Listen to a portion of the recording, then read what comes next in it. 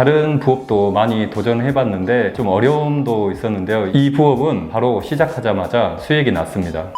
이 부업으로 한 달에 얼마 벌고 계시는 거예요? 매달 적게는 100만 원에서 많게는 300만 원 정도를 벌고 있습니다. 100에서 300이 순수익인 거예요? 네, 순수익입니다. 하루에 들어가는 시간은 어느 정도 소요가 돼요? 한 주에 다 합친다면 한 2시간 정도 소요될 것 같습니다. 일주일에 다 해가지고 2시간이라고요? 네. 하루에는 거의 한 30분도 안 되는 거네 거의? 네, 30분 될 때도 있고 오히려 30분보다 적을 때도 있습니다. 누구나 다 할 수 있는 거예요? 아니면 뭐 조건이나 이런 게 필요한 거예요? 누구나 다 할 수 있고요. 실제로 중학교 2학년 조카한테 1시간 정도 이렇게 노하우를 알려주고 해봤더니 그 조카도 첫 달에는 80만 원, 둘째 달에는 200만 원을 넘는 순수익을 냈습니다. 아, 중학생도 200만 원이나 수익 냈다고요? 네, 그렇게 실제로 했습니다. 아, 이게 가능한 거예요? 네, 누구나 쉽게 할 수 있고요. 리스크도 적은 부업이라고 생각합니다. 자격도 필요 없고 조건도 필요 없고 재능도 필요 없고 약간의 실행력만 있으면 될 것 같습니다. 이거를 처음 했던 부업이에요? 아니면 다른 부업 여러 가지 시도하다가 이 부업 하신 거예요? 여러 가지 부업도 해봤는데 성공한 것도 있지만 저하고는 조금 안 맞는 부분도 몇 개 있었습니다.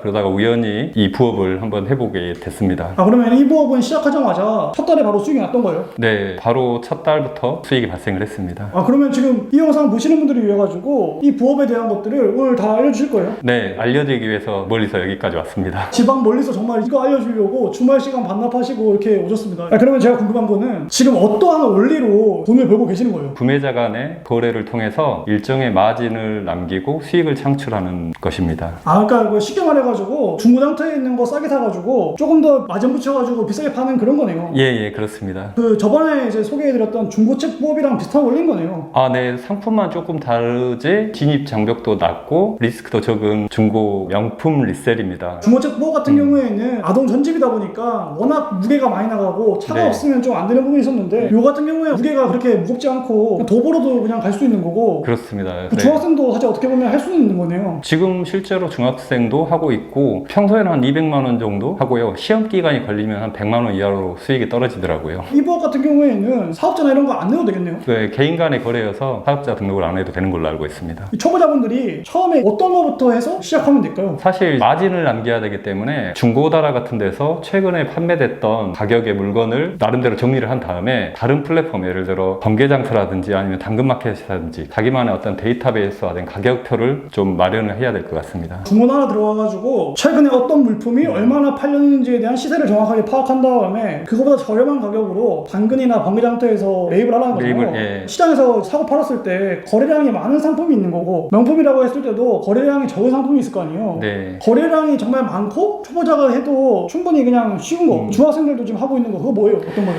우리나라 사람들이 가장 좋아하는 브랜드가 루이비통, 구찌 그런 브랜드라고 하겠더라고요. 그래서 루이비통을 한번 진입을 해 보시면 좋을 것 같아요. 예를 들어 저는 당근마켓에서 주로 매입처로 활용을 많이 했었는데요. 키워드를 루이비통 또는 루이비통 가방 이렇게 등록을 해놓고 근처에 물건이 떴을 때 자동으로 알람을 받아서 물건을 쉽게 받을 수 있게끔 그렇게 했었습니다. 그러니까 당근마켓 들어가가지고 내가 거래하려고 하는 명품에 대한 키워드를 미리 입력해놓고 파는 사람이 등록했을 때 바로 알람이 오도록 이렇게 한 예. 다음에 알람이 뜨면 예. 연락해가지고 퇴근 후 시간이나 주말 시간 이용해서 약속 잡고 가서 거래하면 된다는 거잖아요. 네네 그렇습니다. 시간도 많이 소요가 안 되고 퇴근 시간만 살짝 활용하면 되고요. 아니 또 보시는 분들이 이럴 수 있거든요. 아니 명품인데 중고로 매입하는 거다 보니까 이게 짝퉁이면 어떡하냐. 판매하는 거는 어떻게 판매를 하면 돼요? 물건을 살 때 가장 주의해야 될 게 가품, 판매를 해서는 안 되고 구입할 때도 가품을 사면 안 되겠죠. 가품을 확인할 수 있는 게 페이스북에 명품이라고 검색하면 여러 가지 커뮤니티가 있고요. 또 카카오톡에 오픈 채팅방을 통해서 명품이라고 검색하면 이런 커뮤니티가 돼 있어서 사진을 몇 개 올리면 이게 진품인지 가품인지 네티즌들이 많이 판별을 해줍니다. 그런 걸로 가품에 대한 판단 커리어를 쌓을 수가 있습니다. 그러니까 당근에서 이제 구매하기 전에 사진들을 캡처해가지고 페북에 있는 명품 커뮤니티 사이트나 단톡방 명품 커뮤니티에다가 사진들을 올렸을 때 진품 가품의 판별을 어느 정도 해준다는 거잖아요. 네, 네티즌들이 그런 도움을 주고 있습니다. 당근에서 만약에 직접 만나잖아요, 직거래로. 네. 그러면 매입할 때 이런 것들은 있어야지 그나마 매입했을 때 조금 더 신뢰도가 올라간다 이런 것들도 있어야 되잖아요. 명품 리셀에서 조금 중요한 부분 중에 하나가 이제 구성품인데요. 구성품이라는 건 같이 딸려오는 종이백이라든지 더스백, 어떤 개런티 카드라든지 그런 게 있으면 적게는 3만원에서 많게는 15만원 이상의 수익을 챙길 수가 있습니다. 그리고 개런티 카드 같은 게 있으면 또 진품이라는 어떤 신뢰도도 있을 수가 있겠죠. 그런 식으로 해가지고 명품을 구매한다고 쳐요. 그러면 지금 보시는 분들은 자본금이 적은 분도 있을 수 있잖아요. 네. 예를 들어서 뭐 대학생이나 사회초년생 이런 분들은 또 자본금이 적을 텐데 자본금이 적은 분들도 만만하게 시작할 수 있는 그런 물품들은 어떤 거예요? 제가 이제 명품 리셀로 하고는 있지만 처음에 추천해드리는 건 에어팟 있으시잖아요. 에어팟 리셀도 한번 추천해볼 만합니다. 어느 정도 그 에어팟 리셀로 해서 내공이 키운 다음에 이런 명품 리셀로 하면 더 수익이 더 커집니다. 에어팟 같은 경우에는 얼마에 사서 얼마에 파는 거예요? 에어팟 같은 경우는 모델별로 가격이 좀 다르긴 하지만 작게는 3만원에 매입하고 어떤 거는 11만원, 10만원에서 매입을 해서 거기에서 시세차 3만원 또는 한 4, 5만원 정도를 남기고 리셀을 할 수가 있습니다. 정확하게 이제 에어팟 뭐 2에 어떤 뭐 유선이든지 무선인지 이런 것까지 좀 알려주시겠어요? 예를 들어 에어팟 무선 같은 경우는 35,000원이나 4만원 정도에 구입을 해서 7만원이나 8만원에 판매를 할 수가 있습니다. 그리고 최근에 나온 뭐 에어팟 프로 같은 경우는 11만원이나 12만원에 구입을 해서 판매는 한 18만원 정도로 해서 5, 6만원 정도 시세 차익을 남길 수가 있습니다. 명품 리셀 하기 전에 에어팟으로도 이런 식으로 마진 남겨가지고 상당히 팔았다는 거잖아요. 네네. 그러면 모든 중고 거래하려는 사람들은 조금이나마 저렴하게 살려고 하는 사람들이 많잖아요. 그러면 이렇게까지 저렴하게 사서 팔리는 원리는 뭐예요? 그 사람도 어떻게 보면 중고로 싸게 살려는 사람일 텐데. 당근마켓을 저는 매입처로 활용을 많이 했었는데요. 당근마켓의 장점이 좀 더 나은 가격에 많이 팔고 그러면 그 매입처를 당근으로 했을 때는 중고나라나 이런 데보다는 조금 더 저렴한 가격에 매입이 좀 가능하다는 거잖아요. 예. 그랬을 때 이제 예를 들어서 뭐 에어팟 2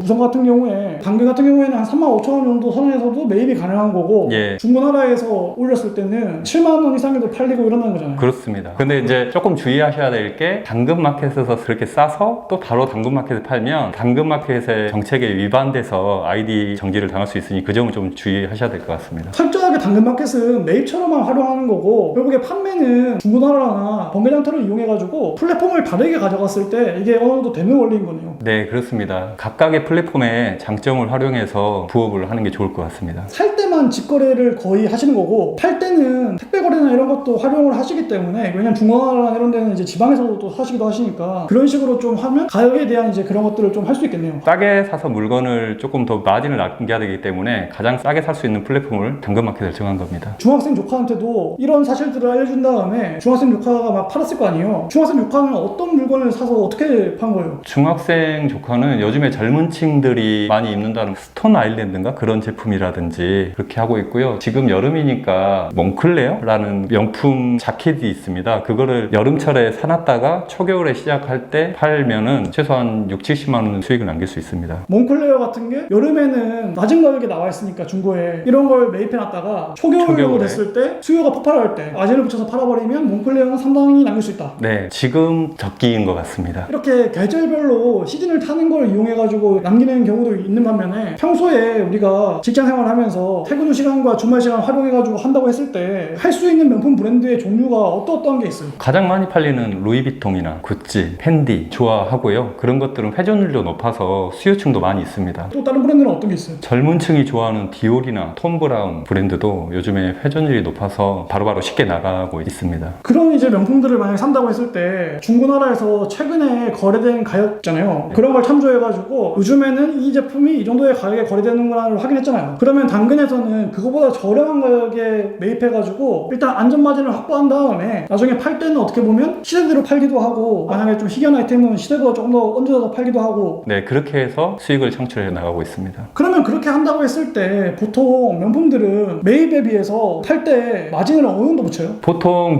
제품별로 5만원에서 15만원, 20만원 정도 마진을 치고요. 매입가의 한 10에서 15% 정도로 생각하시면 될 것 같습니다. 이때까지 혹시 매입만 하고 못 판 적은 있으세요? 없습니다. 매입을 했는데 안 팔린 적은 지금까지 그냥 한 건도 없는 거고 만약에 좀 안 팔린다 싶으면 파는 가격을 좀 낮추면 또 팔리는 거고 이런 거요? 네네. 사는 것만큼이나 판매도 중요한 것 같은데요. 판매하는 노하우가 몇 가지가 있습니다. 그거를 소개시켜 드릴까요? 예, 매입을 했을 때 가격을 조금 더 얹어가지고 잘 파는 노하우는 뭐예요? 사실 중고 거래지만 중고 같이 않는 사진을 찍어야 됩니다. 제품을 올리는 사진을 구질구질하게 있는 것보다 예쁘게 DP를 한다든지 이건 팁인데요. 어두운 사진은 좀 더 어둡게 하고 밝은 배경은 좀 더 밝게 해서 상품의 효과를 단가를 좀 올리게끔 해야 될 것 같아요. 자료 사진처럼 왼쪽에 피해야 될 사진들 말고 오른쪽에 이런 식으로 해야지 판매 가격을 좀 높여도 잘 팔린다는 거잖아요. 네. 한꺼번에 뭐 박리담회 해가지고 막 마구잡이를 파는 게 아니라 한 건 한 건 잘 매입해가지고 짜투리 시간 활용해가지고 그냥 파는 방식인 거네요. 그렇습니다. 그럼 자본이 좀 적은 분들이 명품을 한다고 했을 때 어떤 브랜드의 어떤 제품부터 시작하면 조금 더 유리할까요? 루이비통의 지갑류나 반지갑이나 키링 그런 것들도 판매가 많이 되고 있거든요. 그런 걸 공략을 해보는 것도 좋을 것 같습니다. 그런 거는 그러면 매입 가격이 막 수백만 원 되고 막 그렇게 부담스러운 가격은 아니고 좀 저렴한 편인가요? 네, 10만 원에서 15만 원 정도 매입을 해서 거기서 한 10만 원 또는 5만 원 이렇게 마진을 남겨서 수익을 창출할 수가 있습니다. 이 보시는 분들이 또 너무 환상만 가지면 안 되니까 이걸 하면서 주의해야 될 주의사항은 뭐예요? 주의사항은 이제 살 때는 사기에 대한 걸 좀 조심을 해야 되고요. 또 가품이 있으면 안 되니까요. 그러면 사기를 피하고 가품을 피하는 방법이 어떤 게 있어요? 처음에 매입하는 게 인터넷 기반으로 하다 보니까 올라왔을 때 그 사진들을 잘 캡처를 해서 보관을 하셔야 되고요. 그 다음에 현장에서 만나든